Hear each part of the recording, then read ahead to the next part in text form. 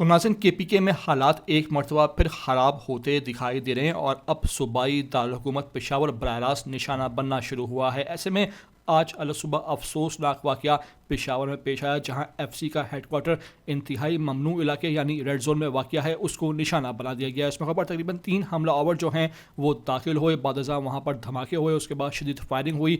बादशाह वहाँ पर बताया गया कि एफसी के जो अहलकार हैं उन्होंने बहादुरी से मुकाबला किया, इस हमले को तो नाकाम बना दिया, लेकिन इसमें 3 एफसी अहलकार भी जो हैं वो जहाँ बाग हुए। बादशाह वहाँ पर एमरजेंसी का निफाद कर दिया गया, सिक्योरिटी सख्त कर दी गई, इलाके को घेरे में ले लिया गया। पाक फौज के दस्ते, दीगर सिक्योरिटी फोर्सेस के दस्ते पहुंच गए, ऑपरेशन का आगाज़ कर दिया गया। सीपीओ पेशावर खुद बराह रास्त ऑपरेशन की निगरानी और उसको लीड करते दिखाई दिए। इस मौके पर तमाम तर जो अस्पताल हैं वहाँ भी एमरजेंसी का निफाद कर दिया गया। इस मौके पर अब ये बात तशवीज़दा है कि पेशावर में अब हमले शुरू हो गए हैं। रेड जोन के इलाके में एफसी का हेडक्वार्टर है, उसको निशाना बनाया गया है और इस साम्राज्य को, इस निज़ाम को, ताकतवर को, हुकूमत को सोचना होगा कि कैसे ये हमलावर इंतहाई रेड जोन के इलाके में बासानी पहुंच गए और अपने जो हदफ है उसको भी हासिल करने में कामयाब हुए। मेरी आपसे रिक्वेस्ट है कि इस वीडियो को मेरी आप आखिर तक देख लेना आते हैं ETV 247 उर्दू पर, तो लाजमी इसे आप सब्सक्राइब करें, लाइक करें, शेयर करें और कमेंट करके मुझे अपनी कीमती आरा से लाजमी आगाह करना